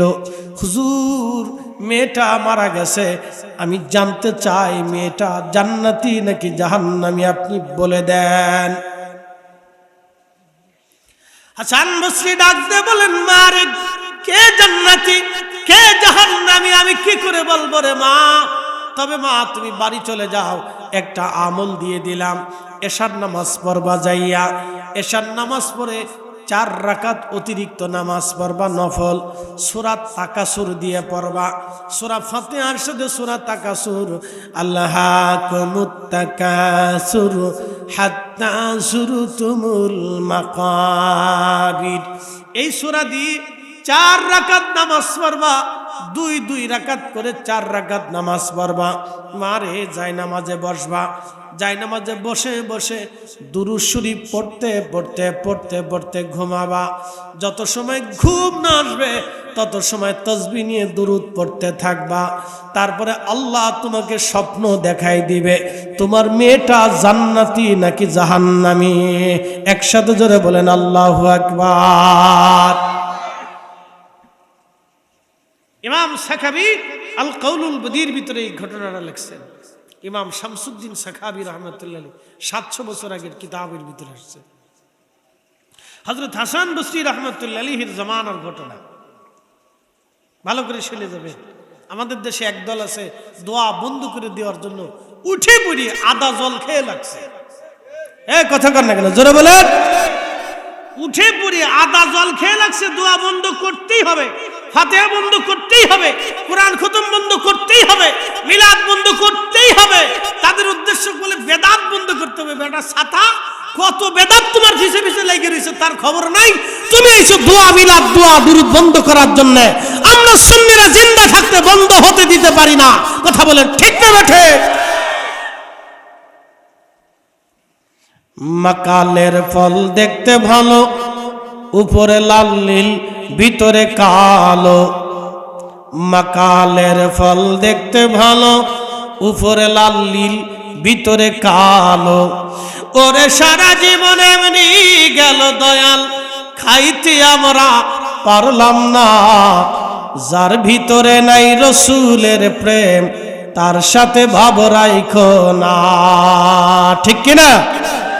যার ভিতরে নাই রসুলের প্রেম তার সাথে ভাব রাইখো না। দুরূদ শরীফ পড়তে পড়তে মহিলা, কোন শরীফ ভালো করে বুঝে যান। আল কওলুল বদিটা লেখা হয়েছে দুরুদের ফজিলত নিয়া। দুরূদ শরীফের যত ফজিলত আছে ইমাম সাখাবী এই কিতাবের মধ্যে তিনি সন্নিবেশ করেছেন। আল কওলুল বাদি, আল্লাহু আকবার। হযরত ইমাম শামসুদ্দিন সাখাবী রাহমাতুল্লাহ আলাইহি লেখেন, হযরতে ইমাম হাসান বসরি রাহমাতুল্লাহ আলাইহির সিদ্ধান্ত মোতাবেক মহিলা বাড়ি চলে গেলেন, এশার নামাজ পড়লেন, 2-4 রাকাত অতিরিক্ত নফল পড়লেন সূরা তাকাসুর দিয়া। এরপরে দুরূদ শরীফ পড়া শুরু করলেন। দুরূদ শরীফ পড়তে পড়তে মহিলা যায় নামাজে ঘুমিয়ে পড়লেন। স্বপ্নের ভিতরে দেখেন আল্লাহর জাহান্নাম দেখা যায়। ওই জাহান্নামের ভিতরে তার ওই কলিজার টুকরা মেয়েটা জাহান্নামের আগুনের মধ্যে পুড়ে পুড়ে চিৎকার মেরে মেরে মাকে ডাকে, মা ও মা, আমি অনেক বড় কষ্টের মধ্যে আছি মা। মারে ভুলের কারণে জাহান্নামী হয়ে গেছি মা, অনেক বড় কষ্টের মধ্যে আছি মা, একটা বিহিত করো মা, জাহান্নামের আগুন আর সহ্য হয় না। মেয়ের চিৎকার শুনে মার ঘুম ভেঙে গেল, আর ঘুমাইতে পারলেন না মহিলা। সারাটা রাত এইভাবে কান্নাকাটি করলেন। তাহাজ্জুদের নামাজ পড়লেন, ফজরের নামাজ পড়ে হেঁটে হেঁটে হযরত হাসান বসরি রাহমাতুল্লাহর খানকায় আসলেন। এসে ডাক দিয়ে বলেন, হুজুর আপনি গত রাত আমাকে আমল দিয়েছিলেন, ওই আমল অনুযায়ী আমি রাত্রিবেলা আমল করেছিলাম, ঘুমিয়ে পড়লাম, স্বপ্নের করে দেখি জাহান্নামের লেলিহান শিকার ভিতরে আমার কলিজার টুকরা মেয়েটা পড়ে পড়ে কাঁদতেছে। হুজুর আমি মা সহ্য করতে পারতেছি না, ও গো আল্লাহর ওলি একটা ব্যবস্থা করেন, দোয়া করেন, আমার মেয়েটা যেন আল্লাহ তারে মাফ করে দেয়।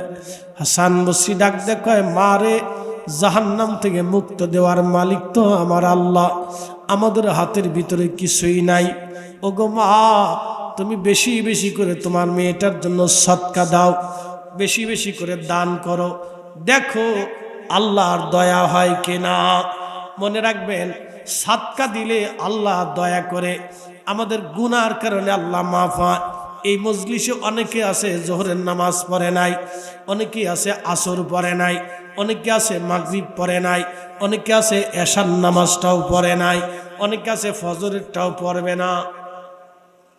কি আছে না? আছে। আমি তিরস্কার করতেছি না বন্ধু, ও মা বোনেরা শুনে যান, তিরস্কার করতেছি না আমি। এমনও হতে পারে আজকের ওয়াজ শোনার পরে তার কাছে ভালো লাগে, নামাজি হলে হতেও পারে। ও মা আমার, ভালো করে শুনে যান, মহিলা সন্তানের জন্য আকুতি মিনতি করে। হাসান বসরি বললেন, সদকা করেন, বেশি বেশি সদকা দেন, যদি আল্লাহ দয়া করে। আমরা বেগুনাহ করার কারণে, নামাজ ছেড়ে দেওয়ার কারণে মাঝে মধ্যে আল্লাহর বিরাট বড় রাগ হয়, আমাদের উপর আল্লাহ রাগান্বিত হয়ে থাকে। যখন আল্লাহর বান্দা সদকা দেয় তখন আমার আল্লাহর রাগ সাথে সাথে মিটে যায়। একবার জোরে বলা যাবে কি মারহাবা? কি দেয়? সদকা। সদকা। এই জন্য দানের হাত প্রশস্ত রাখবেন, বেশি বেশি করে দান করবেন। দান কখনো মানুষের মাল কমায় না, দান কখনো মানুষকে জাহান্নামে নেয় না, দান কখনো আল্লাহকে রাগ করায় না, বরং দানের মাধ্যমে আল্লাহর রাগ মিটে যায়, দানের মাধ্যমে জাহান্নামের আগুন নিভিয়া যায়, দানের মাধ্যমে আমার আল্লাহ বান্দার উপরে খুশি হয়, দানের মাধ্যমে দুনিয়াতে 70 গুণ মাল আল্লাহ বাড়ায়া দেয়। ওই মহিলা চলে গেলেন, সদকা দিতে লাগলেন। পরের দিন রাত্রিবেলা হাসান বসরি ঘুমিয়ে আছেন, আল্লাহর মহান ওলি। ঘুমানোর পরে স্বপ্ন দেখে জান্নাতুল ফিরদাউসের ঝর্ণার আশেপাশে আর জান্নাতের মোহনায় বগনায় বাগানের পাশ দিয়ে সুন্দর জান্নাতের পোশাক পরে এক যুবতী রমণী হেঁটে হেঁটে ঘুরে ঘুরে বেড়াচ্ছে। হাসান বসরি ডাক দেখ বললেন, কে গো তুমি? যুবতী, জান্নাতের উচ্চ মাকামে বাগানের পাশে মোহনায় মোহনায় তুমি হাঁটো ঘুরো, জান্নাতি পোশাক পরে সুদর্শন চেহারায় স্বর্ণের মুকুট পরে তুমি হাঁটো, ও নারী তুমি কে? তখন ওই মহিলা ডাক দে বলল, হুজুর আপনি আমাকে কি চিনেন নাই? আমি সেই মহিলা আর মেয়ে, যেই মহিলা আপনার কাছে গিয়েছিল আমার খোঁজ নেওয়ার জন্যে। আপনি আমল বাতলিয়ে দিয়েছিলেন, ওই আমল দিয়ে মা আমাকে জাহান্নামে দেখেছিল।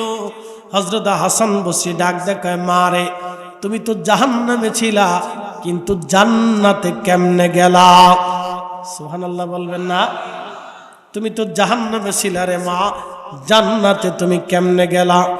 তখন এই মহিলা ডাক দিয়ে বলতেছে, হুজুর আমি জাহান্নাম থেকে জান্নাতে আসলাম, শুধু আমি একা না, আমার মা আমাকে যেই গোরস্থানে সমাহিত করেছিল, ওই গোরস্থানের মধ্যে ৭০,০০০ গোরবাসী ছিল, ৭০,০০০ কবর ছিল এই গোরস্থানে।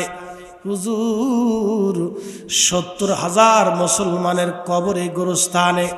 ওগো আল্লাহর ওলি, এই গোরস্থানের পাশ দিয়ে একজন আল্লাহর ওলি যাইতেছিলেন, তিনি এই গোরস্থানের পাশে দাঁড়ায়া আল্লাহর নবীর শানে দুরূদ শরীফ পড়ে তিনি আমাদের সবার জন্য দোয়া করেছিলেন। নবীর দুরুদের খাতিরে আমাদের রব আল্লাহ শুধু আমাকে না, আমাদের গোরস্থানের ৭০,০০০ সমস্ত কবরবাসীদের জীবনের গুনাহ মাফ করিয়া আমাদের সবাইকে আল্লাহ জান্নাতি বানায় দিয়েছে নবীর দুরুদের খাতিরে। একটা জবান বন্ধ থাকবে না, চিৎকার মেরে বলেন আল্লাহু আকবার। তাহলে বাড়ি বাড়ি দুরুদ হবে কি হবে না? মিলাদে দুরুদ চলবে কি চলবে না? মাহফিলে দুরুদ হবে কি হবে না? ঘরে ঘরে দুরুদ হবে কি হবে না? দুয়ার আগে দুরুদ চলবে কি চলবে না? যারা বন্ধ করতে চায় তারা শয়তানের এজেন্ডা বাস্তবায়ন করতে চায়। আমরা বেঁচে থাকতে হতে দিতে পারি না। কথা বলেন ঠিক কিনা? বুঝতে কি আর কোনো অসুবিধা? সুন্নিয়ত কি বুঝে যা? সুন্নিয়ত এমন এক বিষয়ের নাম যে জিন্দেগি আপনাকে জান্নাতের ঠিকানা বাতলাবে। আহলে সুন্নাত ওয়াল জামাত এমন এক জামাতের নাম যে জামাত আল্লাহর সন্তুষ্টির দিকে নিয়া, আল্লাহর ক্রোধকে নিবারণ করাইয়া, রাসূলের সুপারিশ দেওয়াইয়া আপনাকে বেহেশতের ঠিকানা বাতলাবে। সেটারই নাম আহলে সুন্নাত ওয়াল জামাত। কোন ব্যক্তি দেখে না, কোন পীর দেখে না, কোন সংগঠন দেখে না, কোন গোষ্ঠী দেখে না, কোন ব্যক্তি আলেম বক্তা দেখে না। আহলে সুন্নাত ওয়াল জামাতে থাকতে হয় নবীজির মোহাব্বত নিয়ে, ভালোবাসা নিয়ে। কথা বলেন ঠিক না বেটে?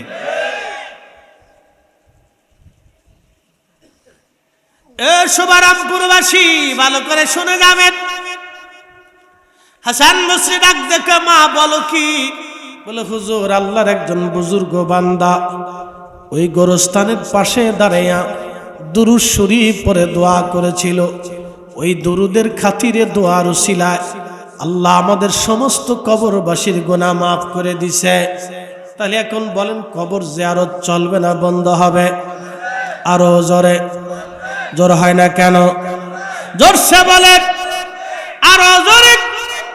বন্ধ হবে না, বন্ধ করতে দেওয়া যাবে না। কালকে জুমা, যার মা কবরে চলে গেছে, সুযোগ হলে জুমার নামাজ পড়ে হেঁটে হেঁটে মার কবরের পাশে যায় দাঁড়ান। সুযোগ হলে জুমার নামাজটা পড়ে হেঁটে হেঁটে বাবার কবরের পাশে যায় দাঁড়ান। ও বন্ধু মনোযোগ দিবেন। পরে চলে গেলে অসহায় হয়ে যায়, তার সব দরজা বন্ধ হয়ে যায়। 3টা দরজা আল্লাহ খোলা রাখে। একটা হলো সদকায়ে জারিয়া। বলে, হুজুর সদকায়ে জারিয়া কি? জারিয়া অর্থ প্রবাহিত সওয়াব। ঝর্ণা যেমন পাহাড়ের ভিতর থেকে প্রবাহিত হয়, ওই ঝর্ণা চলমান থাকে। সাগরের যেমন জোয়ার আসে, সাগর কখনো শুকায় না, এটা প্রবাহিত থাকে। নদী কখনো শুকায় না, বড় বড় মেঘনা যমুনা দেখেন নাই কখনো শুকিয়ে গেছে, এটা প্রবাহিত থাকে।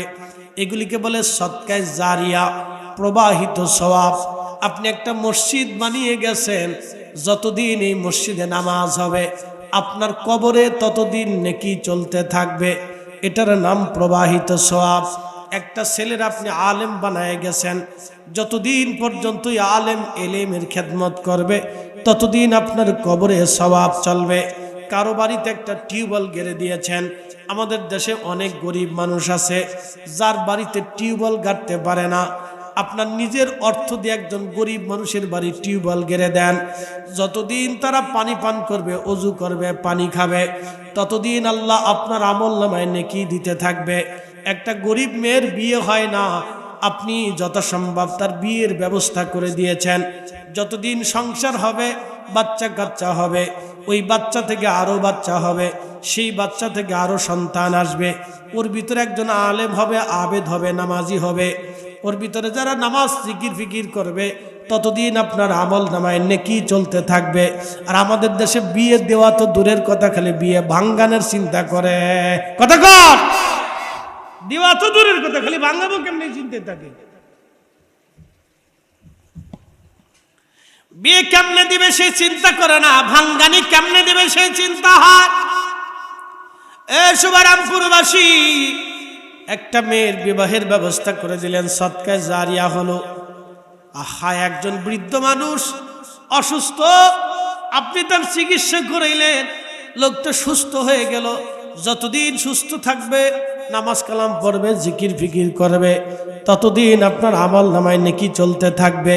এইগুলি কাজ, আমলের কাজ এইগুলি করে যান।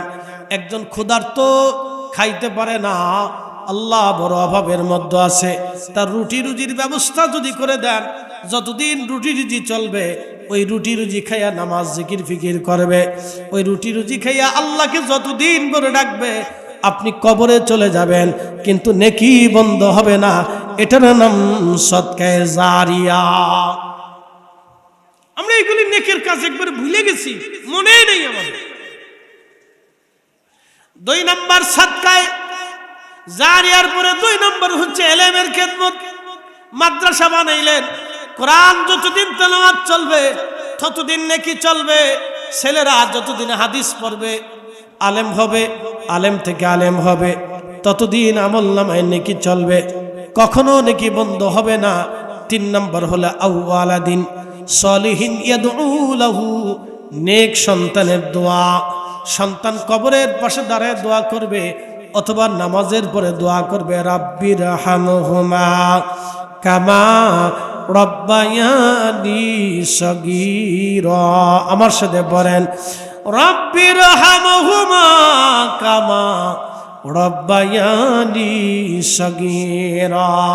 এর অর্থ হলো, হে রব, আপনি আমার বাবা মাকে জান্নাতে সেইভাবে লালন পালন করেন যেইভাবে আমার বাবা মা আমারে ছোট্টকালে রাব্বায়ানি সগীরা দুলি দুলি আমারে ঘুম পাড়িয়েছিল, আমার মুখের মধ্যে খাবার ঢুকিয়ে দিয়ে মা জোর করে খাওয়াইছিল, আমারে মা গোসল করাইয়া তেল মালিশ করিয়া একেবারে পরিষ্কার পরিচ্ছন্ন করে তেল দিয়া মা পায়ের মধ্যে বারবার হাতের মধ্যে চুমা লাগাইলো, পায়ের মধ্যে চুমা লাগাইলো, বুকের মধ্যে চুমা লাগাইলো, চোখের মধ্যে চুমা লাগাইলো, কপালে চুমা লাগাইলো মা। এজন্যই বলছি, মার পায়ে চুমা দিয়েছেন কয়জন? হাজরে আসদ চুমা দেওয়ার জন্য তো পাগল হইলেন, কিন্তু মায়ের পায়ে চুমা দেওয়ার জন্য তো পাগল হন নাই। মায়ের পায়ে চুমা দেওয়ার জন্য তো পাগল হলেন না, হাজরে আসদ চুমা দেওয়ার জন্য তো পাগল হয়ে গেলেন, মায়ের পায়ে চুমা দেওয়ার জন্য তো পাগল হলেন না। অথচ মা আপনার পায়ের মধ্যে শত শতবার চুমা দিয়েছে, আপনি একটা বারও মায়ের পায়ের মধ্যে চুমা দিয়ে হক আদায় করতে পারেন নাই। শুভারামপুরবাসী 3 নম্বর আউওয়ালাদিন সলিহিন ইয়াদউ লাহু, নেক সন্তানের দোয়া।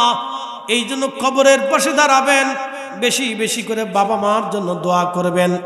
রব্বায়ানি সগীরা, যেইভাবে বাবা মা আমারে ছোট্ট গলে দুলিয়ে দুলিয়ে গোসল করাইয়া করাইয়া আমারে সাবান সোটা লাগাইয়া লাগাইয়া গোসল করে আদর করে দোলনায় দোলাইয়া দোলাইয়া মা ঘুম পাড়িয়েছিল, কোলের ভিতরে নিয়ে মা সারা রাত্র ঘুমাইছিল।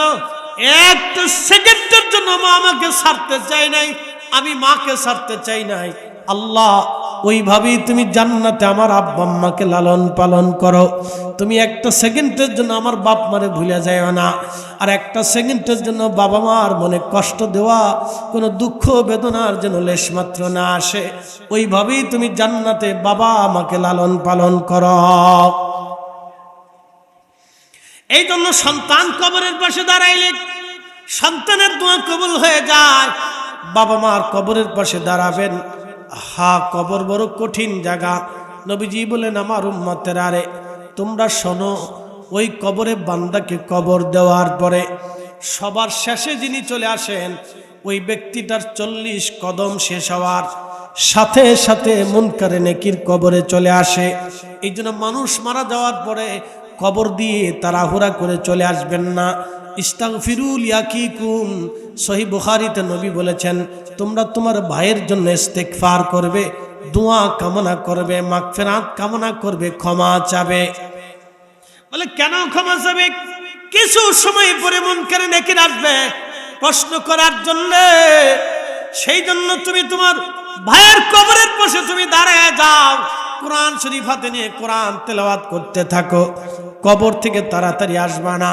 কত সময় একটা উট জবাই দিয়া, ওই উট গোশত সিলাই, চামড়া সিলাইয়া গোশত বানাইয়া গোশত বন্টন করে যত সময় লাগে তত সময় তুমি তোমার ভাইয়ের কবরের পাশে দাঁড়াও। একসাথে বলবেন আল্লাহু আকবার। আর আমরা কি করি? করে কি? মানুষ মারা যাওয়ার পরে জানাজার নামাজ পড়ি, এরপরে জানাজার নামাজ পড়ে যত তাড়াতাড়ি সম্ভব কবরে বিদায় দিই। জানাজা পড়ে অনেকেই চলে আসে, কবরে যাওয়ার আর সুযোগ হয় না। কথা কন না কেন? ঠিক আছে না? কবরে যাওয়ার আর সুযোগ হয় না, জানাজা পড়েই চলে আসে। বন্ধু বান্ধব খবরের কাছে হয়তো কেউ যাবে কেউ যাবে না, জানাজা পড়েই চলে আসবে। ওই বাজারে যাইয়া চা খাইয়া একটা বিড়ি ধরাবে, বিড়িটা টান দিয়ে বলবে, হাই হাই বন্ধু ভালো মানুষ ছিল, মরে গেল, বিরাট বড় টেনশন লাগতেছে, বিড়িটা খাইয়া টেনশনটা কমাইলই।